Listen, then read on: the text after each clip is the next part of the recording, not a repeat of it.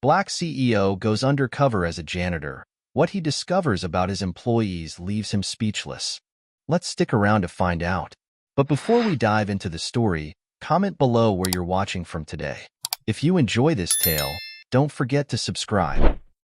In the gleaming towers of InnoGaze, where innovation meets ambition, CEO Ethan Caldwell basks in the glow of success, unaware of the shadows lurking within his empire. As whispers of discontent echo through the halls, Ethan's quest for the truth leads him to don a disguise that will shatter his perception of loyalty and betrayal.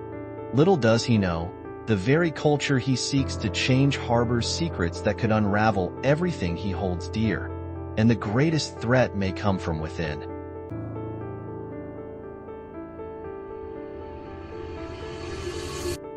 The setting sun cast long shadows across Ethan Caldwell's corner office, painting the sleek furniture in hues of amber and gold.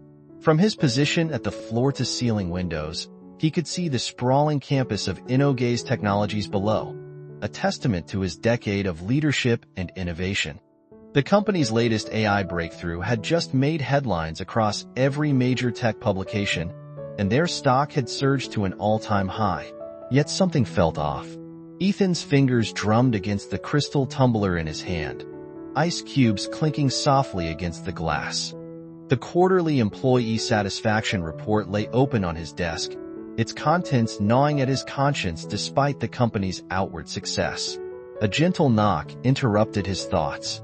"Come in," he called out, not turning from the window. Melanie Chin, the head of HR, entered with David Porter, the COO, close behind. Their reflections in the window glass showed matching expressions of concern. "I assume you've both reviewed the report?" Ethan asked, finally turning to face them. Melanie nodded, clutching her tablet closer to her chest. "The numbers are concerning, Ethan. Employee satisfaction has dropped 27% in the last quarter alone. The exit interviews paint a consistent picture: overwork, favoritism, and a growing distrust of upper management." David finished, his usual confident demeanor subdued. "We're losing good people, Ethan. Not just entry-level employees, but seasoned veterans who've been with us since the early days." Ethan set his glass down and moved to his desk, scanning the report again. The statistics were clear, but numbers could only tell part of the story. Between the lines lay something darker, something that threatened to undermine everything they'd built. "Show me the breakdown by department," he requested, and Melanie quickly pulled up the data on the large wall screen. The visualization was damning. Red indicators dominated the chart, with the lowest satisfaction scores clustering around middle management and support staff. The pattern was too consistent to be coincidental. "There's more," Melanie added hesitantly. "The anonymous feedback channel has been flooded with complaints about certain executives. Karen Law's name comes up frequently." Ethan's jaw tightened. Karen was one of their most successful senior executives, known for delivering results, but at what cost? He'd heard whispers about her management style, but until now, he'd chosen to focus on the outcomes rather than the methods. "What are they saying about Karen specifically?" he asked, though he suspected he already knew the answer. David cleared his throat uncomfortably. "Accusations of favoritism, primarily, creating an inner circle of preferred employees while marginalizing others. There are also reports of her taking credit for subordinates' work and using fear as a management tool." The silence that followed was heavy with implication. These weren't just statistics anymore. They were symptoms of a cultural disease that had infected his company while he wasn't looking. Ethan walked back to the window, watching as employees streamed out of the building below, heading home for the evening. From up here, they looked like tiny dots moving in prescribed patterns. How long had he been viewing his workforce this way? As abstract data points rather than real people with real struggles. "We need more than numbers," he said finally, turning back to face his executives. "We need to understand what's really happening on the ground." Melanie raised an eyebrow. "What are you suggesting?" "The view from this office." Ethan gestured at the panoramic vista. "It's too removed. We're seeing symptoms, but missing the disease." I need to see InnoGaze through different eyes. You're not thinking of, David started, but Ethan cut him off with a raised hand. I am. I'm going undercover. The proclamation hung in the air like suspended dust motes in the dying sunlight. Melanie and David exchanged worried glances. Ethan, you can't be serious, David protested. You're the CEO of a Fortune 500 company. You can't just disappear from public view. The board would never approve. The board doesn't need to know, Ethan interrupted. We'll say I'm taking a brief sabbatical to work on our next big innovation. Meanwhile, you'll handle the day-to-day operations, David. You've done it before when I've been away. And what exactly do you hope to accomplish by this experiment? Melanie asked, her tone carefully neutral. Ethan picked up the employee satisfaction report and held it up. This tells us what's happening, but not why. It shows us numbers, but not people. I need to understand what we've become, Melanie. Not as a CEO, but as one of them. He walked to his desk and pressed a button on his phone. Sarah, could you come in, please? His assistant appeared moments later, efficient and discreet as always. Sarah, I need you to help me arrange something, and it requires absolute confidentiality, Ethan said, his voice firm with resolve. We're going to create a new identity for me within the company. As the sun finally dipped below the horizon, casting the office into shadow, Ethan Caldwell began planning his descent from the tower he'd built. Something was wrong with InnoGaze, and he was determined to discover what lay beneath the surface of his success. The numbers had told their story. Now it was time to find the truth behind them. The reflection staring back at Ethan from the bathroom mirror was almost unrecognizable. Gone was the perfectly tailored Tom Ford suit, replaced by plain navy coveralls with InnoGaze maintenance emblazoned on the breast pocket. His usually well-styled hair was hidden beneath a worn baseball cap, and 3 days of stubble shadowed his jaw. A pair of non-prescription glasses completed the transformation. Eli Thompson, he practiced saying quietly, testing out his new identity. The name felt foreign on his tongue. His phone buzzed. A text from Melanie. Last chance to reconsider this madness. Ethan smiled wryly as he typed back. Too late. Eli Thompson reports for his first shift in 30 minutes. The response was immediate. David still having kittens about this? Says the board will have our heads if they find out. Then they better not find out, he replied, pocketing the phone. Not his usual flagship model, but a basic flip phone that matched his new station. The previous week had been a whirlwind of preparation. Sarah had worked miracles, creating a bulletproof background for Eli Thompson, complete with employment history and references.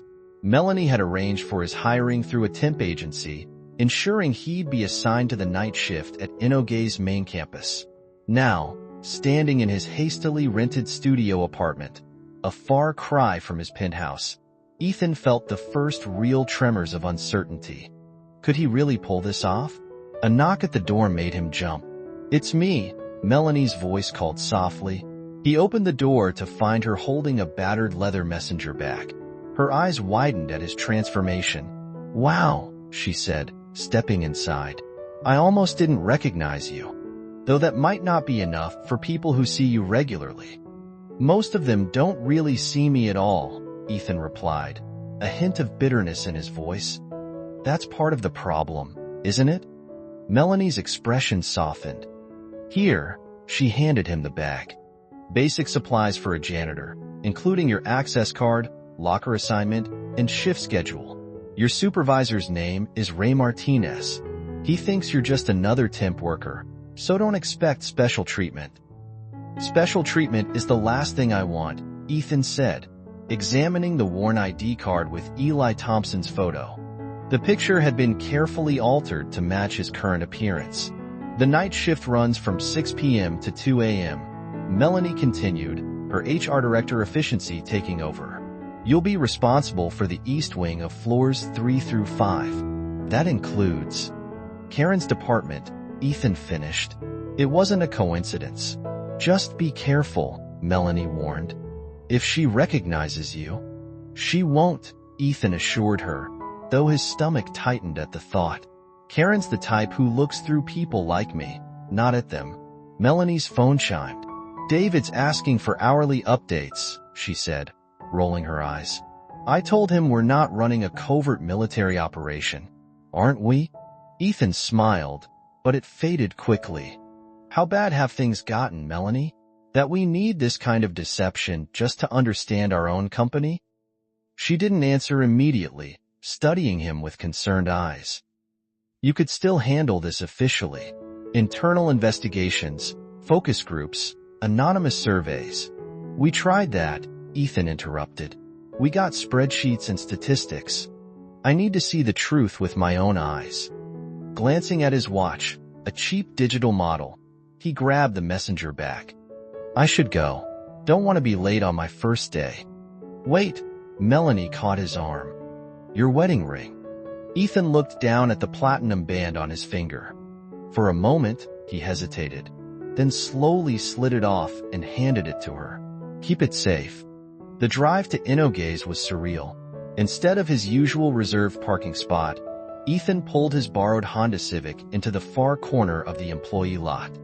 The setting sun painted the gleaming glass building in familiar golden hues, but approaching it from ground level felt entirely different. At the service entrance, a bored security guard barely glanced at his ID before waving him through. Inside, the employee locker room was empty except for a heavy-set man in similar coveralls, who looked up as Ethan entered. You must be the new guy, he said, extending a calloused hand. Ray Martinez. Welcome to the glamorous world of corporate cleaning. Eli Thompson, Ethan replied, conscious of maintaining his cover. Thanks for having me. Ray handed him a ring of keys and a clipboard. Nothing complicated about tonight. Empty trash, vacuum carpets, clean bathrooms. Any questions, radio me. He patted the walkie-talkie on his belt. As Ray walked him through the basics, Ethan felt a growing sense of unreality. How many times had he walked these same halls without noticing the people who kept them clean? How many decisions had he made that affected their lives without ever knowing their names? One more thing, Ray added, his voice dropping. Floor 4 East, that's Karen Law's domain. Word of advice, try to be invisible up there. She's particular.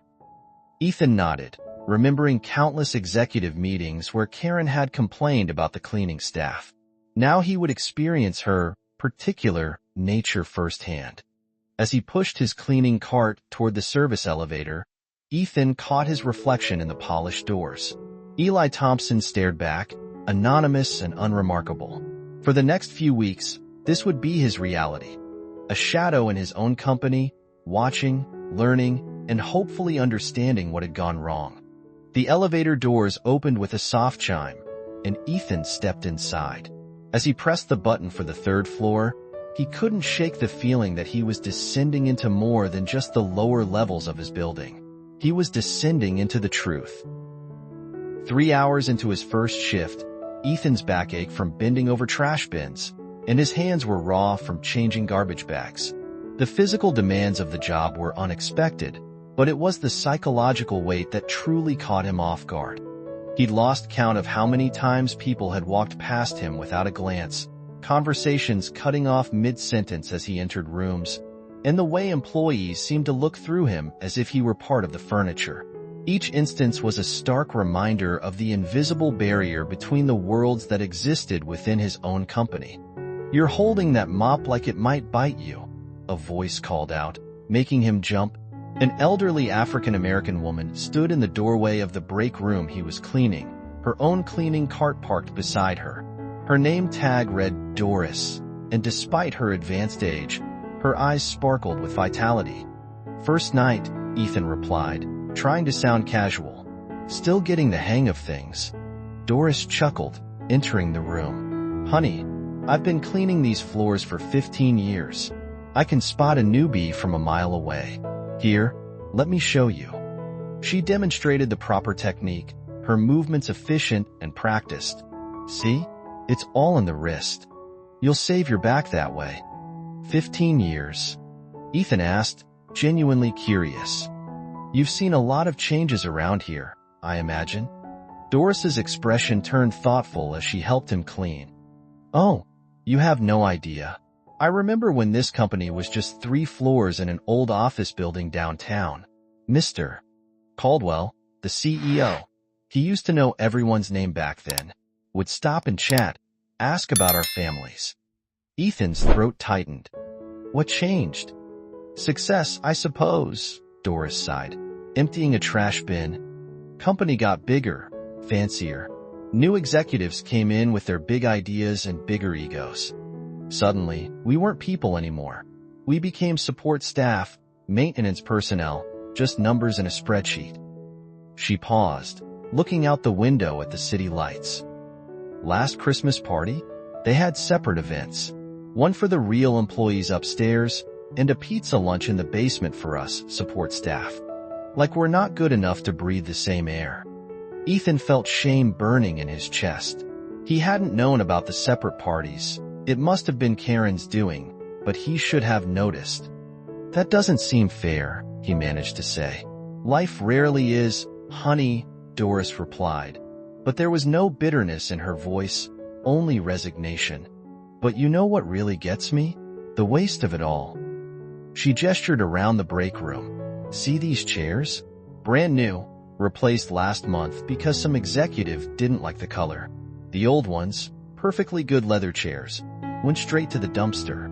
Meanwhile, my friend Maria in accounting sits on a broken chair because her department's budget is tight. As they moved through the floor together, Doris shared more stories. The security guard who worked double shifts to pay for his daughter's college, but couldn't get approved for the company's tuition assistance program because he was a contractor. The maintenance technician who spotted a major flaw in the building's electrical system, but whose warnings were ignored until a minor fire broke out. You know what's funny? Doris said as they cleaned the last office.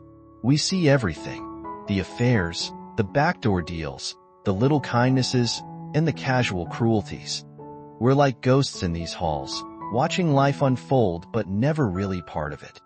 A group of late-working employees walked past, deep in conversation about project deadlines. They stepped around Ethan and Doris without acknowledgement, as if navigating around furniture.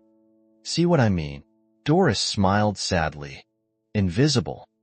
Later that night, as Ethan cleaned the executive bathrooms on the 4th floor, he found himself studying his reflection in the marble-framed mirror. The man who stared back wore the uniform of invisibility, yet he saw more clearly now than he had in years. His phone buzzed. A message from Melanie. Everything okay? He typed back, no. Nothing is okay, but I'm starting to understand why. As he pushed his cart toward the next task, Ethan heard voices approaching, executives leaving a late meeting. Instinctively, he pressed himself against the wall, becoming part of the background as they passed. One of them was Karen Law, speaking sharply into her phone about performance metrics and optimization. None of them noticed him. None of them saw the CEO of their company standing mere feet away. In that moment, Ethan realized that his disguise wasn't what made him invisible. It was the uniform he wore, the job he performed, the social class he now inhabited. Welcome to the underground, Doris had said earlier, patting his shoulder. We keep the wheels turning, even if nobody sees us do it. As his shift neared its end, Ethan's muscles ached. But it was his heart that felt the real weight. He'd built this company from the ground up, but somewhere along the way, he'd forgotten about the actual ground floor and the people who worked there. The night's revelations haunted him as he drove home in his borrowed Honda, the pre-dawn traffic light on the streets. He'd thought he was going undercover to investigate specific problems, but he was discovering something far more fundamental. A deep disconnect between the company's gleaming surface and its hidden foundations. His phone buzzed again. David this time. Board meeting tomorrow. Need you to call in. Ethan stared at the message, thinking about Doris's stories, about the invisible workforce that kept his company running. The board would be expecting updates about stock prices and market penetration. Instead, he was learning about broken chairs and separate Christmas parties. He typed back a simple "will do" before turning off the phone. Tomorrow would bring new challenges, but for now, He needed to process what he'd learned about the company he thought he knew, and the people he'd never really seen. The fluorescent lights flickered in the IT department as Ethan pushed his cleaning cart past rows of empty cubicles. At 11 p.m., he expected the floor to be deserted, but a soft glow emanated from one corner, accompanied by the gentle tapping of keyboard keys. "Oh, hey there," a cheerful voice called out. A young Asian man in his early 30s looked up from his workstation, his desk cluttered with empty energy drink cans and family photos. His ID badge read, Alex Kim, IT support. "Don't mind me," Ethan mumbled, staying in character as Eli. "Just need to empty the trash." Wait. Alex jumped up, hurriedly gathering the scattered cans. "Let me help you with that. I'm so sorry about the mess. Been here since 7 a.m. trying to fix this system crash." Ethan paused, surprised by the consideration. Thank you. Long day for you." "Huh?" Alex laughed, running a hand through his disheveled hair. "Yeah, but someone's got to keep the lights on, right? The day shift gets all the glory for the fancy new features, but us night owls make sure everything stays running." As Alex helped sort the recyclables, Ethan noticed a half-eaten sandwich on his desk. "You should go home, get some rest," he suggested. "Can't yet. The accounting department's whole system is down, and Eva, she's the night shift accountant, needs to finish the quarterly reports by morning. Karen's orders." Alex's expression darkened slightly at the mention of Karen's name. Just then, a woman's frustrated voice carried from down the hall. No, not again." "Speaking of Eva," Alex sighed, grabbing his toolkit. "Come on, I might need help carrying some equipment." They found Eva Foster in the accounting department, staring at a blue screen with desperate eyes. She was a petite woman in her mid-40s, with reading glasses perched on her nose and dark circles under her eyes that spoke of too many late nights. "Third crash tonight, Alex," she said, voice trembling. "Karen wants these reports by 9 a.m., and I haven't even started on the Asia-Pacific numbers." "Hey, we'll figure it out," Alex assured her, immediately getting to work on her computer. "Eli, could you grab that backup tower from my desk? The black one?" Ethan hurried to help, watching as Alex not only fixed Eva's computer, but also pulled up a chair to help her with the reports. The IT specialist's fingers flew across the keyboard, writing macros to speed up her data processing. "You don't have to stay," Eva protested weakly. "You've already done so much." "And let you face Karen's wrath alone? Not happening," Alex grinned. "Besides, my mom always says kindness comes back around." Ethan pretended to clean nearby, listening as the two worked. Their easy camaraderie was touching, Alex cracking jokes to keep Eva's spirits up, Eva sharing her homemade cookies that she apparently brought in regularly for the night shift workers. "Here," she called to Ethan, holding out the cookie tin. "You should have some too. You're part of the night crew now." The simple gesture of inclusion nearly broke his composure.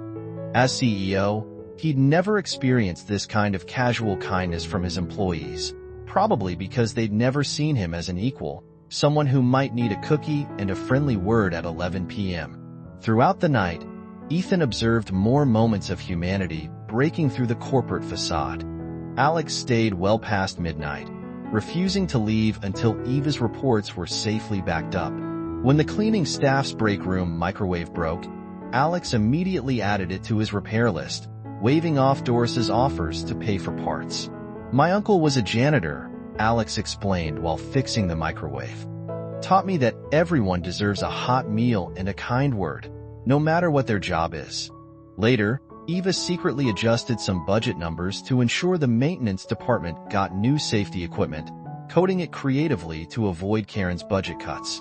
"What she doesn't know won't hurt her," Eva whispered to Doris with a wink. These small acts of rebellion against the corporate coldness touched something deep in Ethan's heart. In the midst of toxic culture and grinding pressure, people were still finding ways to help each other, to maintain their humanity. Around 1 a.m., as Ethan cleaned the break room one last time, He overheard Alex and Eva talking softly. "You should apply for that senior position," Eva was saying. "You're more qualified than half the people on day shift." Alex's laugh was tired but genuine. "With my community college degree, Karen would never approve it. You know she only promotes people from top-tier universities."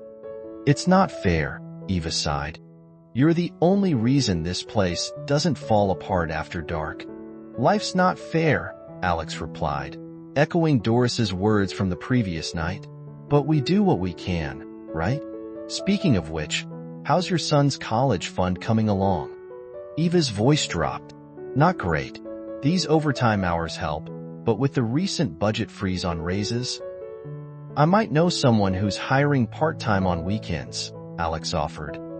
"Tech support for a small company, better pay than here." Ethan felt his chest tighten.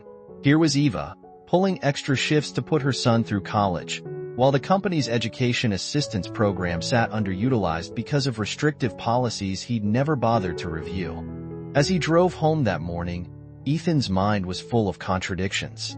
The same company that bred fear and favoritism also housed people like Alex and Eva, whose quiet acts of kindness created a parallel support system beneath the official hierarchy. His phone lit up with a message from David. "Karen's asking questions about your sabbatical. How long do you need?" Ethan stared at the message, thinking about Alex's all-night vigil and Eva's creative accounting to help others. "As long as it takes," he typed back. "I'm just starting to see the real InnoGaze." The morning meeting was already in full swing when Ethan, still in his janitor's uniform, entered the 4th floor to empty trash bins. Karen Law's voice carried through the glass walls of the conference room, sharp and dismissive. "I don't care if he has 10 years of experience," she was saying, standing at the head of the table in an impeccably tailored suit. "State University? Please. We maintain certain standards here." Through the glass, Ethan could see a resume displayed on the screen behind her. The candidate in question had an impressive track record of innovations and patents, but Karen was systematically dismantling his credentials based solely on where he'd earned his degree. "But Karen," a junior manager ventured, "his work at Microsoft?" "Sarah," Karen cut her off, "when you've been here as long as I have, you'll understand. InnoGaze isn't just any tech company. We're elite, exclusive. Our hiring practices reflect that." Ethan's hands tightened on his trash card as he watched the junior manager shrink back in her seat. He remembered hiring Karen 8 years ago, impressed by her drive and results-oriented approach. Had she always been this elitist, and he'd simply failed to notice? Or had power corrupted her over time? Moving methodically around the floor, he witnessed more scenes that made his stomach turn. In one corner, a young developer was crying quietly in the break room while her colleague tried to console her. "It's not your fault," the colleague was saying. "Karen always favors James's team because they went to the same college." "But my code was better," the developer whispered. "The metrics proved it. She didn't even look at the data." In another instance, Karen emerged from her office to berate a middle-aged man in front of his entire team. "Maybe if you spent less time caring for your sick wife and more time at the office, you'd meet your targets," she snapped. "We're not running a charity here." The man's colleagues stared at their screens, afraid to show support. Only Alex, there to fix a printer, dared to make eye contact with the humiliated employee, offering a subtle nod of encouragement. Later that afternoon, Ethan overheard Karen in a private meeting with her inner circle. All Ivy League graduates, all from similar privileged backgrounds. "The old man's away on his sabbatical," she was saying, referring to Ethan himself. "This is our chance to implement some real changes. Phase out the deadweight, bring in some real talent." "What about the diversity initiative?" someone asked. Karen's laugh was cold. "Please. We'll post the right statistics, make the right noises about inclusion. But we know what kind of people really succeed here." The casual cruelty of it all made Ethan's head spin. As CEO, he'd seen the numbers, retention rates, promotion statistics, employee satisfaction scores. But numbers couldn't capture the human cost of Karen's leadership style. During his lunch break, taken in the maintenance staff room with Doris, he watched as she comforted Maria, the accountant who worked under Eva. She said my accent was unprofessional, Maria sobbed. 15 years of experience, but Karen says I can't present to clients because of how I speak. Oh, honey, Doris sighed, sharing a knowing look with Ethan. You're not the first and sadly, you won't be the last. The day's revelations continued to stack up. A talented UX designer was passed over for promotion because she was a single mother and Karen doubted her commitment to late hours. A veteran engineer was relegated to maintenance coding because he didn't fit Karen's image of what a tech leader should look like. The pattern was clear, and Ethan's complicity in it was undeniable. He'd given Karen free rein because she delivered results. The company's profits had soared under her leadership, but at what cost? Near the end of his shift, Ethan was cleaning Karen's office when he noticed a spreadsheet open on her computer. She'd stepped out for a meeting, leaving her screen unlocked, a cardinal sin in cybersecurity, but one she apparently felt above. The document was titled Workforce Optimization Q4, but it read more like a hit list. Employees were categorized not by performance or skill, but by characteristics like cultural fit, presentation, and pedigree. Next to many names were notes like too old, wrong school, or doesn't fit the image. His hands shaking, Ethan took out his phone and snapped several photos of the screen. As he did so, he noticed his own name at the top of the document with a note. Extended absence opportunity for strategic restructuring. The implications were clear. Karen wasn't just enforcing toxic cultural norms. She was systematically dismantling the company's diversity and replacing it with her vision of corporate homogeneity. And she was using his absence to accelerate the process. As he left the building that night, Ethan passed the security desk where James, one of Karen's favorites, was berating the guard for asking to see his ID. "Do you know who I am?" James demanded. "I don't need to show you anything." The guard, an older veteran who'd worked there for years, maintained his professionalism. "Sir, it's company policy. Everyone must show ID after hours." "We'll see about that tomorrow," James sneered, pulling out his phone, presumably to text Karen. Ethan wanted to step in, to reveal himself and end this farce.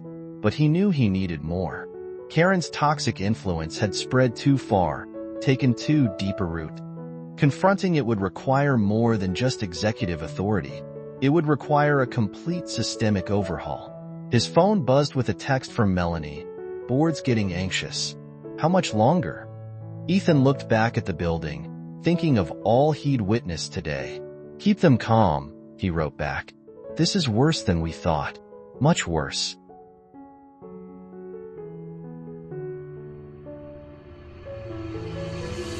The next day, Ethan resumed his cleaning duties, moving through the hidden corners of the 4th floor. Sunlight streamed through the glass, casting warm rays across the luxurious interior of InnoGaze. Suddenly, he spotted Karen, a coffee cup in hand, striding down the hallway with a tense expression. In a single, unexpected moment, she stepped onto Ethan's carelessly placed mop, her foot catching as if fate itself had intervened.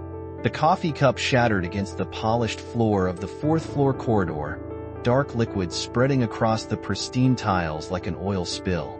Ethan was already reaching for his mop when Karen Law's voice cut through the air like a whip. "Are you completely useless?" She stood over him, designer heels inches from the spill, her face contorted with contempt. Around them, a small crowd of employees had frozen in place, watching the scene unfold with uncomfortable expressions. "I'm sorry, ma'am," Ethan murmured, keeping his eyes down as he'd learned to do. "I'll clean it right away." "Sorry? Sorry?" Karen's voice dripped with disdain. "Do you have any idea what these shoes cost? If a single drop had splashed on them..." "It didn't," Alex Kim interjected, stepping forward from the crowd. "He wasn't even near you when you dropped the cup." Karen's head snapped toward Alex, her eyes narrowing. "Excuse me? Did anyone ask for your input, IT support?" The way she said IT support made it sound like a slur. Alex stood his ground. but Ethan could see his hands trembling slightly. You were just forgetting your place," Karen cut him off. "Like our friend Eli here." She turned back to Ethan, who was quietly soaking up the spill. "Tell me, Eli, where did you work before this? What illustrious institution granted you the expertise to clean floors?" The corridor had grown deathly quiet. Even the usual keyboard clicking from nearby cubicles had ceased. Everyone was watching, but no one else dared to speak. "I've had various jobs," Ethan replied softly, his heart pounding. He could end this charade right now, reveal himself, put Karen in her place. But something held him back. He needed to see how far she would go. "Various jobs," Karen repeated mockingly. "How impressive. Well, let me explain something simple enough for even you to understand. In this company, we have a natural order. Some of us," she gestured to herself, "are here to lead, to innovate, to drive success. And others," her eyes raked over him dismissively, "are here to clean up our messes. That's all you'll ever be. Do you understand?" Every word felt like a physical blow, not just to Ethan, but to every principle he'd tried to build his company on. He looked around at the faces in the crowd. Eva clutching her folders to her chest, Doris watching with sad resignation, Alex with his fists clenched in helpless anger. "I asked if you understand," Karen repeated, her voice harder. Ethan stood slowly, mop in hand. For a moment, he almost broke character, almost let CEO Ethan Caldwell emerge to put an end to this public display of cruelty. But then he saw something that stopped him, tears in the eyes of a young intern at the back of the crowd, and he realized this wasn't just about him or Karen. This was about every person who'd ever been made to feel small in the company he'd built. "Yes, Ms. Law," he said quietly. "I understand perfectly." Karen smiled, satisfied with his submission. "Good. Now clean this up properly, and next time, try to be less worthless at your job." She turned on her heel and strode away, the crowd parting before her like water. As she passed, she paused by Alex. "As for you, I'll be having a word with your supervisor about proper chain of command. Perhaps you need a reminder of your place as well." After she disappeared into her office, people slowly dispersed, avoiding eye contact with Ethan. Only Alex stayed, kneeling to help pick up the broken pieces of the cup. "I'm sorry," Alex whispered. She's not usually quite that bad." "Yes, she is," Ethan replied, his voice thick with emotion. "We just don't usually see it all at once." Later that night, in the quiet of the empty building, Ethan sat in his janitor's closet and pulled out his phone. His hands were shaking as he typed a message to Melanie. "It's time. Call an all-hands meeting for tomorrow at 10 a.m. Mandatory attendance, all levels. And make sure Karen's there." Melanie's response came quickly. "Are you sure?" Ethan looked at his reflection in the small mirror above the sink. The borrowed clothes, the fake glasses, the humble appearance that had made him invisible to people like Karen. But underneath it all, he was still CEO Ethan Caldwell, and he had failed his people by allowing this toxic culture to flourish. "Yes," he typed back. "The experiment is over. Tomorrow, we start fixing what's broken." As he gathered his cleaning supplies for one last round, Ethan's mind was already racing with plans for change. Karen's humiliation had been a catalyst, but the real revelation had been seeing the fear in his employees' eyes. Fear that had no place in the company he dreamed of building. Tomorrow would be a new day for InnoGaze. But tonight, he had floors to clean, and in these final hours as Eli Thompson, he would do that job with the dignity that Karen had tried to strip away. Because tomorrow, everyone would learn that at InnoGaze, there would no longer be a natural order, only people, all equally deserving of respect. The InnoGaze auditorium buzzed with nervous energy as employees filed in for the mandatory all-hands meeting. Karen Law stood near the front, checking her watch impatiently and shooting disapproving glances at the maintenance staff, who dared to sit in the main section rather than standing at the back. "Does anyone know what this is about?" Eva whispered to Alex, who shook his head. No idea. But look, even the night shift was called in. Doris settled into a seat nearby, looking uncomfortable in the formal setting. Around them, speculation ran wild about the reason for the unusual gathering. At exactly 10 a.m., Melanie stepped onto the stage. "Good morning, everyone. Thank you for coming. I know many of you are wondering why we're here." She paused, a slight smile playing at her lips. "Please welcome back our CEO, Ethan Caldwell." The room erupted in polite applause as Ethan walked onto the stage, but not in his usual tailored suit. Instead, he wore the familiar gray uniform of the cleaning staff, complete with the name tag reading Eli. The applause died in a wave of shocked gasps. Karen's face drained of color. "Good morning," Ethan began, his voice carrying clearly through the stunned silence. "For the past 2 weeks, I've been working among you as Eli Thompson, a member of our janitorial staff. What I learned during this time has both broken my heart and opened my eyes." He pulled off the fake glasses, running a hand through his hair. "I've seen the best and worst of the company I built. I've witnessed extraordinary kindness from people like Alex Kim, who stays late to help others without recognition. I've seen dedication from Eva Foster, who works through the night to meet impossible deadlines. I've experienced the wisdom and dignity of Doris Williams, who has kept this company running for 15 years while being treated as invisible." In the audience, Alex sat frozen. Eva covered her mouth with her hands, and Doris straightened in her chair, chin held high. "But I've also seen things that shame me deeply." Ethan's voice hardened. "I've watched as qualified employees were passed over because of their education, accent, or background. I've seen cruel power dynamics that have no place in any workplace, let alone one that I'm responsible for." Karen began to edge toward the exit, but Melanie was already there, blocking the way with a subtle shake of her head. "To every employee who has felt belittled, overlooked, or pushed aside, I apologize.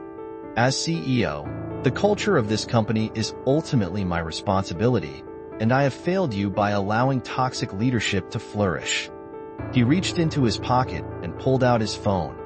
"Yesterday, as Eli, I was told there was a natural order at InnoGaze. That some people are meant to lead, and others are meant to clean up messes. Let me be clear, that ends today." The screen behind him lit up with a series of bullet points. An immediate review of all promotion practices, a new anonymous reporting system for workplace harassment, a elimination of education-based discrimination, extension of benefits to all employees, including contractors, formation of an employee advisory board with representatives from all levels, and mandatory leadership training for all management positions. "These are just the beginning," Ethan continued. "Starting today, InnoGaze will live up to its promise of innovation, not just in technology, but in how we treat our people." He turned to where Karen stood, rigid with anger. "Ms. Law, please report to HR immediately following this meeting. Your approach to leadership is incompatible with our values, and we'll be discussing your transition out of the company." A ripple of whispers spread through the audience. Karen's face flushed dark red. To everyone else, Ethan's voice softened. "I ask for your help in rebuilding. Real change won't happen overnight, and it won't come from the top down. We need every voice, every perspective, every person in this room to create the company we should have been all along." He looked directly at the maintenance staff section. "Doris, would you be willing to serve as the first chair of our employee advisory board?" Doris stood slowly, tears in her eyes. "Yes, sir. I would be honored." "Alex," Ethan continued, "I saw your code. Expect a call about heading up our new night shift development team. And Eva, your promotion to senior accountant is overdue. Let's talk after this meeting." The atmosphere in the room began to shift, tension giving way to cautious hope. Some employees were wiping away tears, others nodding with determination. "I know some of you are skeptical," Ethan acknowledged. "You have every right to be. Actions matter more than words, and starting today, you'll see those actions. But I'm asking for your trust one more time." He gestured to his janitor's uniform. These past 2 weeks have taught me more than the last 5 years in my office. They've reminded me that every role matters, every person contributes, and every voice deserves to be heard. As he concluded the meeting, the applause started slowly but built to a thunderous crescendo.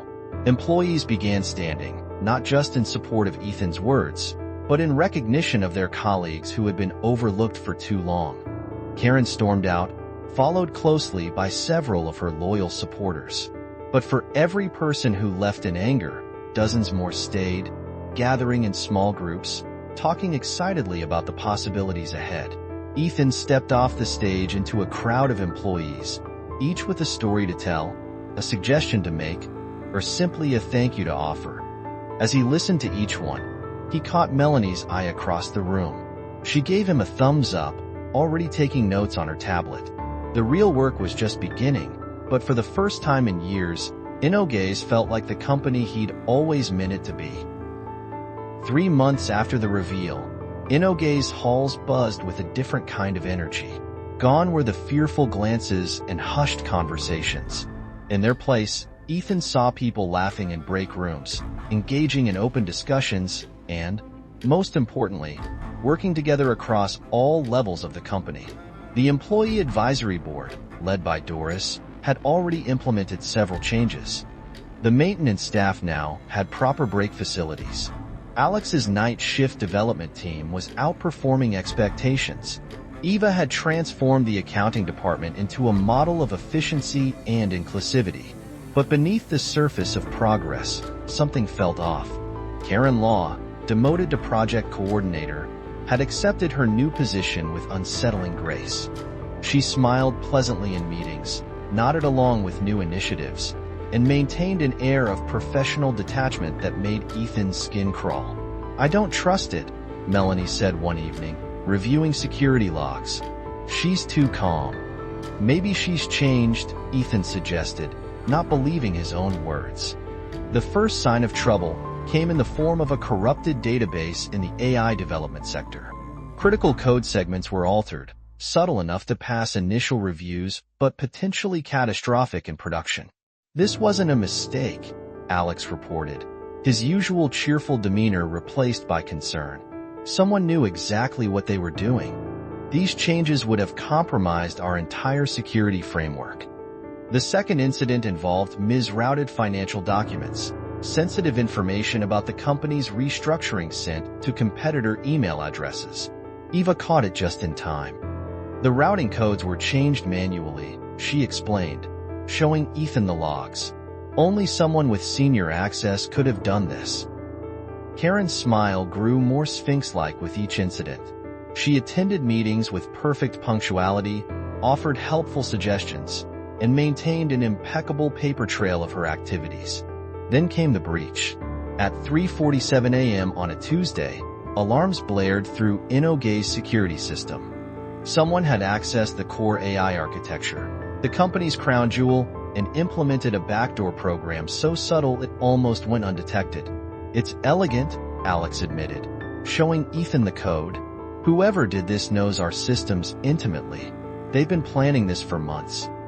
Security footage showed Karen working late that night, but her computer logs were clean. Too clean.